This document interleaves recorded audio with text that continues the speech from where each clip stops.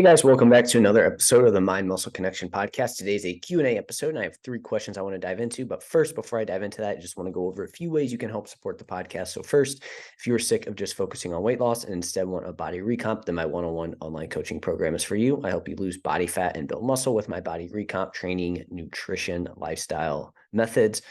We look at things like your lifestyle and biofeedback to individualize your training and nutrition program to you and your specific needs.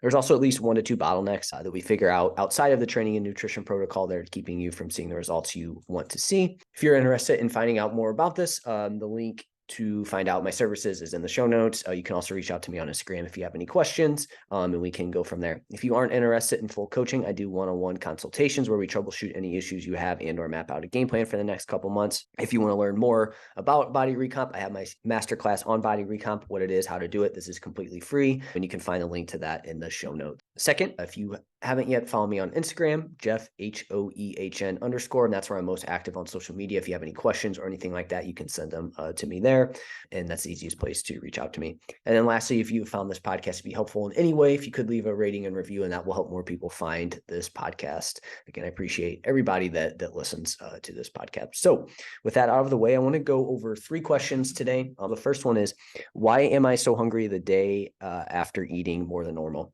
And I've seen this happen plenty of times with myself and clients, right? This could be maybe a day where you accidentally ate more than you wanted to. You didn't plan for it. It just happened. Something came up. You were stressed, etc. Right? This could be a holiday. On holidays, take here in the States, we have our American Thanksgiving. Usually involves a lot of food. Any excuse we can have to have a ton of food, we're going to take it. So maybe the day following that, or any other holiday, right? The holiday season's coming up. So Christmas, other things like that, and any other holiday you celebrate, birthdays, whatever it may be. You eat a lot, and then you would think that causes you would be good to go, but then the next day you wake up and you're super hungry. Everything sounds good. Again, that's happened to me multiple times. Anytime I have maybe a higher calorie day or I have something tasty, I always find that the next day I'm still a little bit hungrier. So I think this is completely normal to feel this way. So here's a few things as to why I think this is, and then we'll take it from, okay, here's what to do on those specific days. So look at your food choices. Typically, when you have a higher calorie day, you're going to have more tasty / calorie dense foods. Okay. And this usually leads to you wanting more of those the next day. It's usually that type of food that's a kind of magic formula for your brain where it's like, hey, high fat, high carbohydrate, or high fat, high added sugar, whatever it may be, which would be high carbohydrate as well too. That's just that magic formula for your brain. So if you maybe have been in a deficit or have been trying to go for a deficit for a couple of weeks, or maybe you have been and you've dropped a lot of weight, you have a little bit of that food, your brain's going to be like, give me some more of that. So I think that's the first thing there is look at the food choice that you had that day. Again, if you have more tasty food, you're probably going to want some more of that. Your brain's going to crave more of that tasty food. However, let's look at a couple other things that could be happening. I think the food choice is the first thing, right? Anytime you have that type of food, you're probably going to want more. Usually what doesn't happen is you have it and then that's all you need and then you're good to go. It's usually you have a little bit, now you want more. So I think that's the first thing there on that. And then obviously take into consideration if you've recently dieted, you recently lost 10% or more of your body weight, or you're in the process of trying to diet down and you're in a calorie deficit, whether you're trying to or not. Again, that's going to spike up your hunger and cravings for those types of foods. Some other things to look at: how was your sleep? If you didn't sleep well that night, say maybe it was an event that you had later at night, you stayed up later than normal, you didn't get a good night's sleep. Sleep the next day is going to really impact how you feel, or it's going to impact your hunger and cravings the next day. Anytime you get a poor night of sleep, just expect your hunger and cravings to be a little bit higher that following day. Did you potentially move more the day before? This can be counterintuitive to where it's, you move a little bit more, you're going to expend more energy. But when you expend more energy, that could also play a big role here in it could spike your hunger levels the following day, right? Just because there's that energy deficit essentially there and your body's give me some food. So there's that. The menstrual cycle can also play a role in this, as hunger can increase the weaker days leading up to your period. So if it's that period of time, you have that double whammy there with it. So just a few other things to potentially look at. Stress is going to be a big one. Are you under a little bit more stress? For some people, stress lowers hunger levels, but for other people, stress really ramps up hunger levels there.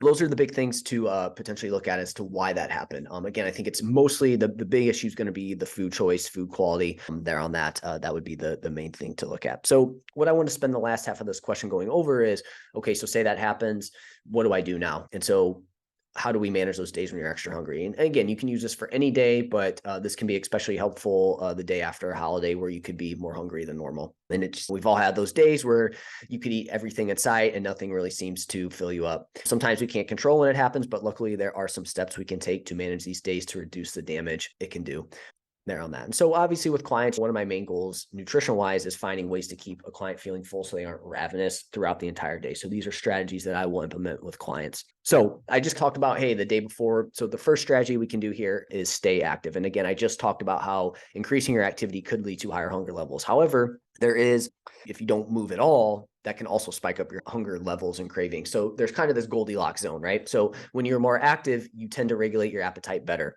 So there's that, right? If you're more sedentary, your appetite's going to be out of whack. You're more likely to not be in tune with your hunger cues and whatnot. Again, staying active is going to increase your calorie expenditure for the day.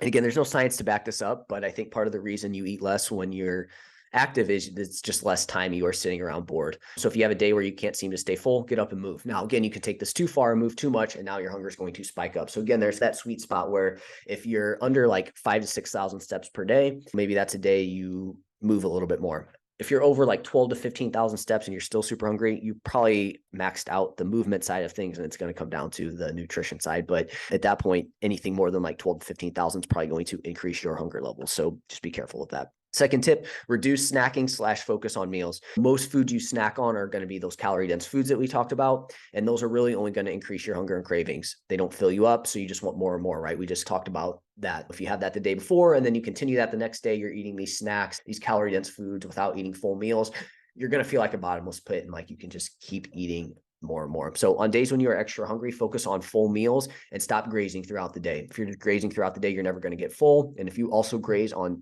tasty calorie dense foods, which most people do, they don't graze on broccoli or something like that. Again, not that broccoli is this magic food, but it's more nutrient dense than calorie dense. Again, people are going to snack on these calorie dense foods, which if you do that when you're hungry, you're going to just want more and you're never going to feel like you're full. So we need to make sure we have full meals on these days.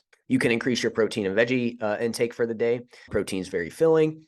Vegetables are filling, and they can also provide nutrients that can help you feel better and just stay full throughout the day. By increasing these, you will lower the chances of overeating the tastier foods. Just increase your nutrient dense foods that day. Protein can be very satiating, especially in the short term as well too, especially if you go from low to moderate to high. In that short term, protein can be very satiating. So that could be a day where you just really ramp up your protein intake that following day. Drink more water, right? Your brain just knows when your stomach is getting full. By drinking water, we can hack our brain by thinking we are filling up more. So again, your brain kind of senses how much volume is in your stomach, right? So by filling up on water, that can be potentially helpful there.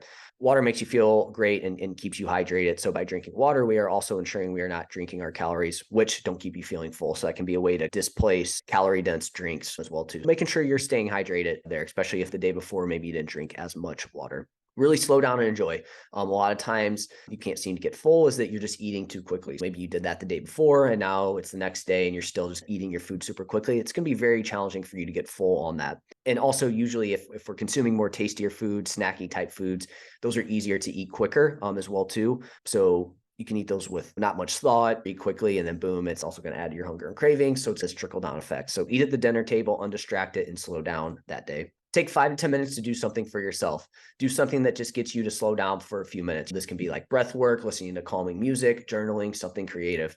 It's easy to be on the go all day and just not take a minute to just slow down. So if you start to feel this way, just really take some time to slow down and just sit with that for a little bit versus, oh, hey, I'm hungry. All right, I'm just going to go eat, right? Don't be so reactive to it. And instead try to find that space in between that feeling and then the actual doing aspect of it. Because a lot of people get the feeling and then they just go and just do that right away versus if we can have that, we have that feeling, we have something in between there to separate us. And then boom, I went backwards on the video.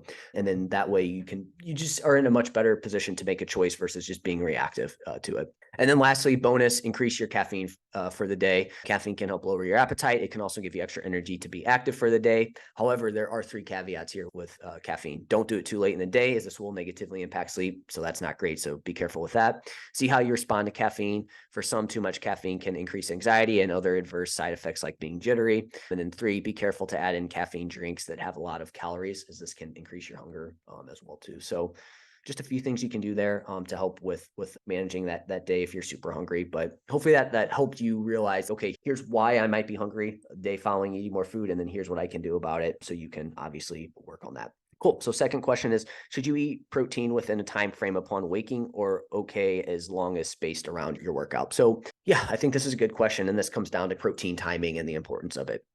So I don't think it's super important to eat protein when you wake up, so long as you do these things. Okay. So one, hit your total protein for the day. So if you get, say your goal is around 180 grams of protein per day, you hit 170 for the entire day. Okay. Now you don't necessarily you don't have to eat your protein like first thing in the morning. It becomes less important. Now, if you can spread that 170 grams of protein into 3 separate meals throughout the day, boom, you're even better, right? And at least one of those are around your workouts. It's like now you've literally hit like 97.5% of your protein goals for the body composition standpoint. And then the longer you go before you work out without protein, the more important it is to get protein in sooner after your workout. It's, for example, I usually don't eat my first meal until 8 to 9 a.m. and I usually wake up at 5:45. I'm going 2 to 3 hours without getting protein in first thing in the morning. And when I was younger, I used to stress about that. I got to get protein right when I wake up. And you don't have to. You can definitely push it out if so long you do those things that I talked about there with that, right? So again, you can take a little bit of a break there with it. So it just gives you some flexibility to where you don't feel like you have to do something there with that. So again, you don't have to eat right when you wake up. But again, I think that the workout side of things is important, making sure you get protein sometime around your workout, but don't stress about getting protein right when you wake up. Again, this just gives you more flexibility to where you can feel okay with, hey, I'm checking these things off. I'm hitting all my protein for the entire day. I'm spreading those out fairly evenly into at least 3 meals. You're good to go. It's like you're literally have everything that you need to from a protein standpoint for body composition, right? But even for overall health perspective, I think the timing becomes even less important if it's like just overall health is your goal and not necessarily like muscle and body composition. There on that, you even have more flexibility with it, right? This is specifically for body composition, muscle gain goals. And I think with that, there's a little bit more, you have less flexibility than you would if it was just for like overall health, essentially. So hopefully that was helpful there. Where it becomes an issue is now you don't get enough protein in for the day, then it's okay. Is that a time when you first wake up, you could get more protein in? You would need to look at that. So those are some things that I would look at there with that. And then, so let me know if you have any questions on that. And then lastly, advice on how to maintain general respiratory fitness when in a building phase. So again, a building phase is going to be a period of time where we're trying to add muscle. Your weight might be at maintenance, might come up a little bit. And then for some people, it might come up a little bit more. So what I'm going to do is go over what I do, and then we can talk about how, like why I would have somebody else do it this way as well too. So this is what I do in my building phase and what I'll continue to do in building phases. So first is 1 to 3 lower intensity, longer duration type sessions, right? So this is ideally 30 to 45 minutes or longer. So for me currently, it's 60-minute quote unquote zone 2 sessions on the stationary bike. And this is going to help you really build that aerobic base, right? This is going to give you a great base. So if you're somebody that hasn't done much of this, most of your training's been like just weight training, really high intensity type stuff. This lower intensity, longer duration stuff is really going to be helpful for just building a great overall aerobic base, which we know can be helpful from like a standpoint of helping you recover quicker in between sessions, in between sets. It can help with just getting blood flow, improve blood flow, and then obviously just improve cardiovascular fitness, right? You're just going to build that really good base there with it. So again, 1 to 3 of these per week. The timing on it, like I said, at least 30 to 45 minutes there on that. Aim for a general movement goal. So I do 8K steps on days I don't do cardio, right? So just a general movement goal. Hey, I'm not going to just sit around. Like I'm not just going to work out for an hour and then just sit around the rest of the day. We know that's probably not that would undo everything that you did, but it's probably just suboptimal from an overall health standpoint. And then earlier in this episode, we also talked about how it can help regulate your appetite and whatnot there. And then just general movement's going to be great from a recovery standpoint. That's like great active recovery. And you, again, also get that nice little energy expenditure bonus increase as well too. And then the third thing is do something that gets your heart rate up for short periods of time. So for me, I play hockey once a week. It's likely 10 to 20 minutes overall of like higher intensity zone 3, 4, 5 type training, right? So this can be intervals. They can be something like that where you do 30 seconds on, 1 minute off. You can do multiple rounds of that, et cetera, right? So something that's really going to get your heart rate up. So with this, with the lower intensity stuff, you're going to get that good zone 2 aerobic base. With zone 2, it's also, you really can do a lot of it because it's probably going to improve recovery and it's not going to hamper it. So you get that really good base there with that. your general movement goal, again, to make sure to work on the things that we talked about there with that. And the third thing, again, is now we're hitting this higher intensity type stuff as well too, right? That's going to allow you to maintain higher intensities for a longer period of time as well too. Making sure you have at least one of those days in there where you're really pushing that heart rate can be super helpful there with that. And people will ask, can weight training replace that? And no, we don't want it to be the weight training that you do that with. We want this to be specific higher intensity cardio type training there with that. And with all these, the lower the impact, the better. For example, biking over running, just because running's going to, it's going to provide, or it's going to have more muscle damage to it, right? It's just going to be a little bit tougher to recover and whatnot. Now, obviously your heart rate's the most important there on that in terms of like how intense it is, but it's easier to see your heart rate go up. So again, we're going to try to do lower impact stuff when we can, but at the end of the day, do what you enjoy and understand the potential trade-offs. And so what I mean by that is I play hockey for my like higher intensity. Somebody might hear that and be like, I thought you want to do low impact. Obviously hockey's not low impact. It is some contact. It's just not low impact like biking would be. But I understand the trade-offs of it, right? Like I might be missing out on a little bit of, might not be the most optimal thing for muscle growth, but I'm okay with that trade-off because I enjoy it and that's what gets me to do it. So same thing with running or whatever you choose, just understand the potential trade-offs of what you're doing. And if you're okay with that, just realize that, hey, that's cool. And you can do what you want. Just realize, for example, with running, will it impact your lower body training? Maybe a little bit, right? But it's not like it's going to be detrimental to it. It's just maybe if you just did biking over running, you might see a little bit more muscle growth there on that. So just understand that and do what you enjoy because that's going to be the most important thing on it. So that's how I would maintain cardiovascular fitness in a building phase. I do think it's important. I do think you should put some time towards it. So yeah, that's it for this episode, guys. I hope it was helpful. As always, if you have any questions, you can reach out on Instagram. That's it for now, and I will chat with you next time.